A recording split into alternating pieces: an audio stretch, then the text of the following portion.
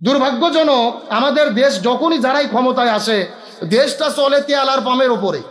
যে যত তেল আর পাম মারতে পারে সে তত উপরে যায়, যেটা আমরা রাশেদ খানের দ্বারা প্রমাণ পেয়েছি। আপনি যদি আপনার নেতার হিজরত লন্ডন আর রসুলের মদিনার হিজরত এক করেন, তাহলে আমাদের রসুল আরবি সাল্লাল্লাহু আলাইহি সাল্লাম মদিনায় হিজরত করে কোরআন সুন্নাহ দিয়ে রাষ্ট্র গঠন করে 10 বছর পরিচালনা করেছে। তাহলে আপনাদেরও উচিত হবে এই বাংলাদেশটা কোরআন দিয়ে পরিচালনা করার ঘোষণা দেওয়া। কিন্তু ওনারা নির্বাচনের আগে বলেছেন ক্ষমতায় গেলে মদিনার সনদে দেশ চালাবো, আর এখন বলতেছেন কোরআন সুন্নাহর নীতি হলো মধ্যযুগের বর্বরতা। সুতরাং যারা কোরআন সুন্নাহর নীতিকে মধ্যযুগের বর্বরতা বলে, তাদের হিজরত রসুলের সঙ্গে হিজরতের সঙ্গে মিল করা এটা আহম্মকি পাগলগিরি ছাড়া আর কিছু হতে পারে না। আমার শেষ কথা, তাহলে প্রথম দায়িত্ব কোরআন সুন্নাহর দিকে আমরা ডাকবো। 2 নম্বর দায়িত্ব রসুলের জীবনের মিশন এবং ভীষণ যা ছিল, আমাদের জীবনের মিশন এবং ভীষণ তা হবে। রসুলের মিশন এবং ভীষণ কি? কোরআনুল কারীমের 3 জায়গায় আল্লাহ তাআলা একই কথা বলেছেন। সূরা তাওবার 33 নম্বর আয়াত, সূরা আল ফাতির 28 নম্বর আয়াত, সূরা সফের 9 নম্বর আয়াত, ওয়াল্লাযী আরসালা রাসূলাহু বিল হুদা ওয়া দীনিল হাক্কি লিইয়ুযহিরাহু আলাদ দীনি কুল্লিহি ওয়ালাউ কারিহাল মুশরিকুন। তার রসুলের মূল দায়িত্ব শুধু নামাজ, রোজা, হজ, যাকাত নয়। রসুলের মূল দায়িত্ব ছিল জমিনের সমস্ত জীবন ব্যবস্থার উপরে ইসলামকে বিজয় করা। তাহলে আমরা যদি রসুলের উত্তরসূরি দাবি করি, আমাদের প্রধান দায়িত্ব কি? এই জমিনে ইসলাম বিজয়ের জন্য কাজ করা। এটা কি শুধুই আমাদের নবীর দায়িত্ব ছিল না, সব নবীর দায়িত্ব ছিল? আমরা সবাই তো ওয়াজ করি সূরা শুরার 13 নম্বর আয়াত, ওমা ওয়াসাইনা বিহি ইব্রাহিম ওয়া মুসা ওয়া ঈসা আন আকিমুদ্দিন ওয়া লা তাতাফাররাকু ফি। আলোচনা আপনারা জানেন। তাহলে আমাদের সবার 2 নম্বর দায়িত্ব রসুলের তরিকায় এই জমিনে দিন বিজয়ের জন্য কাজ করা। আমরা চেষ্টা করব ইনশাআল্লাহ। এখন শেষ প্রশ্ন, দিন বিজয় আমরা সবাই চাই, দিন বিজয় হয় না কেন? উহুদের যুদ্ধে মুসলমানদের সাময়িক বিপর্যয় হয়েছিল। আমি গবেষণা করে দেখেছি এর পেছনে প্রধানত 4টি কারণ। কয়টি কারণ? এটা বলে শেষ করব। প্রথম নম্বর কারণ, উহুদের যুদ্ধে মুসলমানদের বিপর্যয়ের পেছনে মুসলমানদের ভেতরে দাড়ি টুপিওয়ালাদের মুনাফিকি করার কারণে। আমরা জানি আব্দুল্লাহ ইবনে উবাই ইবনে সুলুলের নেতৃত্বে 300 জন সাহাবীকে নিয়ে রাস্তার মধ্য থেকে কেটে পড়েছিলেন। এই বাংলাদেশেও ইসলাম বিজয়ের সম্ভাবনা তৈরি হয়েছিল। 12 তারিখের জাতীয় নির্বাচন ইসলামপন্থীরাই বিজয়ী হতো, কিন্তু নির্বাচনের 1 সপ্তাহ আগে আমরা দেখলাম আমাদের কিছু দাড়ি টুপিওয়ালা ভাইয়েরা আমাদের ঐক্য বিনষ্ট করে বের হয়ে চলে গেল। বিষয়টা কি ওই ঘটনার সঙ্গে মেলে? কথা বলেন, মেলে? শুধু কি চলে গেছে?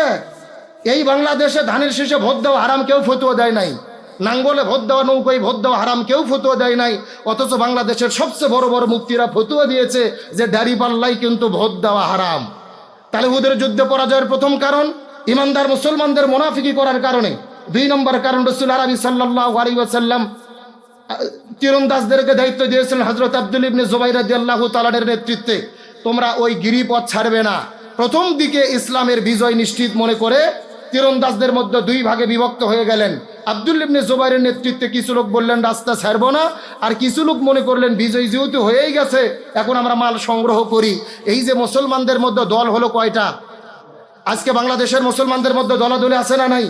কেউ খাড়া টুপি, কেউ লম্বা টুপি, কেউ 5 কল্লি, কেউ 6 কল্লি, কেউ আলিয়া, কেউ কৌমি, কেউ হেফাজত, কেউ চরমনাই, কেউ আহলে হাদিস। এইরকম দলে বিদলে যখন আমরা বিভক্ত হয়েছি তখনই মুসলমানদের বিপর্যয় নেমে এসেছে। তাহলে মুসলমানদের বিপর্যয়ের 2 নম্বর কারণ আমাদের ভেতরে কি করা? দলে বিদলে বিভক্ত হওয়া। আর 3 নম্বর কারণ, রসুল বলেছিলেন তোমরা ওই পথ ছাড়বা না। ওমা আতাকুমুর রাসূলু ফাখুযুহু ওমা নাহাকুম আনহু ফান্তাহু। কিন্তু সাহাবীরা যখন ওই পথ ছেড়ে দিলেন, তার মানে রসুলের পদাঙ্ক পরিপূর্ণ অনুসরণ করেনি। এখান থেকে বোঝা যায় কিয়ামত পর্যন্ত ওই ইসলামী আন্দোলন ততদিন সফল হবে না যতক্ষণ না আমরা রসুলের দেখানো নীতি পরিপূর্ণভাবে অনুসরণ করতে না পারবো। 3 নম্বর কারণ, 4 নম্বর কারণ, উহুদের বিপর্যয়। সেই সময় গুজব ছড়িয়ে দেওয়া হয়েছিল যে আব্দুল্লাহ ইবনে মুহাম্মদ উনি মারা গেছেন। এই গুজব যখন রটিয়ে পড়েছিলেন, স্বাভাবিকভাবেই সাহাবীরা দুর্বল হয়েছিলেন যে রসুল বিদায় নিয়েছেন, আমরা কার জন্য আন্দোলন করব। আজকে বাংলাদেশে ইসলাম সম্পর্কে গুজব আছে না নাই? প্রথম নম্বর গুজব, বাংলাদেশে ইসলামপন্থীরা যদি ক্ষমতায় যায় কোনো মহিলাকে ঘর থেকে বের হতে দেওয়া হবে না, এমন ফতোয়া ভোটের আগে শুনছেন নাকি শোনেন নাই? সবার হাত পা কেটে দেওয়া হবে, সবাই বিপদে পড়বে, নারীরা কাজ করতে পারবে না, এরকম একটা গুজব ছড়িয়ে দেওয়া হয়েছে। নির্বাচনের সময় আমরা আরো 2 নম্বর গুজব শুনেছিলাম। গুজবটা কি? সেটা হলেন মিডিয়া সন্ত্রাস। এই সমাজের মিডিয়া যদি আমরা হাতে নিতে না পারি, আলেম ওলামা কোশ্চিন কালেও আমরা বিজয় লাভ করতে পারবো না। এই বাংলাদেশে আমরা যতই চেষ্টা করি না কেন, আমরা যদি ভালো কাজও করি সেটা প্রচার করা হয় না, কিন্তু ভুল ক্রমে যদি একটা মন্দ কাজ হয়ে যায় তাহলে বিপদ আছে না নাই? কথা বলে না কেন? তার বাস্তব প্রমাণ আমরা দেখেছি। গত কয়েকদিন আগে আমাদের একজন এমপি মহোদয়, সাতক্ষীরাতে জামাত ইসলামের এমপি, তিনি একটা অনৈতিক কাজ করে যখন তার ভিডিও ফাঁস হলো, তাম বাংলাদেশের মিডিয়া টেলিভিশনগুলো যুদ্ধ শুরু হয়ে গেল। অথচ 2 দিন পরে বিএনপির একটা মন্ত্রী, ফরহাদ সাহেব প্রতিমন্ত্রী, তারও ভিডিও বের হয়েছে। গতকালকে মৌলভীবাজারের এমপির ভিডিও বের হয়েছে, কোনো খবর টেলিভিশনে প্রচার হয় না। তার মানে ইসলামী দলের নেতা খাতার ভুল যদি ছোটও হয়, ওটা নিয়ে তারা তোলপাড় করে। ইসলাম বিদ্বেষীদের কোনো নেগেটিভ খবর এই জমিনে মিডিয়াতে প্রচার হয় না। এই জন্য আমাদের সতর্ক থাকতে হবে। যেই লোকটি ধরা পড়েছেন, যেই প্রতিমন্ত্রী, যার সঙ্গে অনৈতিক সম্পর্ক, তিনি একটা হিন্দু মহিলা, তাকে দিদি বলে ডাকতেন।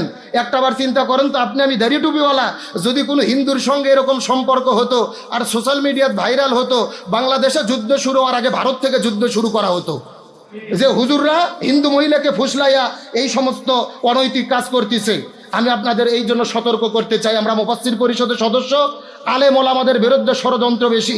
বর্তমানে বাংলাদেশে মাজলিসুল মুফাসসিরিন, বর্তমানে বাংলাদেশ, আমার দিকে লক্ষ্য করেন, জিহাদ করা সহজ হয়েছে, জীবন দেওয়া সহজ হয়েছে, কিন্তু আমাদের নৈতিকভাবে চরিত্র হেফাজত করা বড় কঠিন হয়েছে।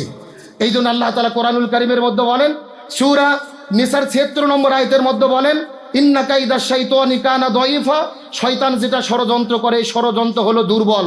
কিন্তু সূরা ইউসুফের ২৮ নম্বর আয়াতে আল্লাহ তাআলা বলেন, ইন্না কাইদা কুন্না আযীম, মহিলারা যে ষড়যন্ত্র করে, এই ষড়যন্ত্র হলো ভয়ঙ্কর।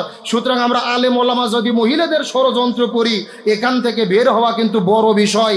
শয়তানকে পরাজিত করা যাবে, কিন্তু মহিলার ষড়যন্ত্রে পড়লে আমরা নিজেরাও ধ্বংস হব, আমরা আলেম ওলামা ইসলামী দলকে প্রশ্নবিদ্ধ করব। সুতরাং আসুন আমরা আমাদের নৈতিক চরিত্র হেফাজত করি। আমরা দাড়ি টুপিওয়ালা আলেম ওলামা মুফাসসির, আমরা নিজেদের নৈতিক যদি স্খলন হয়, আমরাও ক্ষতিগ্রস্ত হব, ইসলামপন্থীরাও ক্ষতিগ্রস্ত হবে। তাই মাজলিসুল মুফাসসিরিনের প্রত্যেকটা সদস্যের প্রতি আমি উদাত্ত আহ্বান করি, আমরা আমাদের নিজেদের চরিত্র হেফাজত করার মাধ্যমে, যেই 4টা কারণে উহুদের যুদ্ধে পরাজিত হয়েছিল, ওই মুনাফিকি নীতি থেকে, রসুলের অনুসরণ থেকে আমরা যেন পরিপূর্ণ করতে পারি। আমরা একতাবদ্ধভাবে যদি চেষ্টা করি, এই বাংলাদেশে কোরআনের বিজয় হবেই হবে ইনশাআল্লাহ। প্রিয় ভাইরা, সময় যেহেতু কম, অগোছলভাবে যতটুকু কথা বলেছি, যদি ভুল হয় মাফ চাই, আমার জন্য দোয়া চাই। মাজলিসুল মুফাসসিরিন আমাদের জয়পুরহাট জেলা শাখার এত চমৎকার একটি প্রোগ্রাম করার জন্য আন্তরিক অভিনন্দন। আপনাদের সবার কাছে দোয়া চেয়ে শেষ করছি। আসসালামু আলাইকুম ওয়া রাহমাতুল্লাহি ওয়া বারাকাতুহু।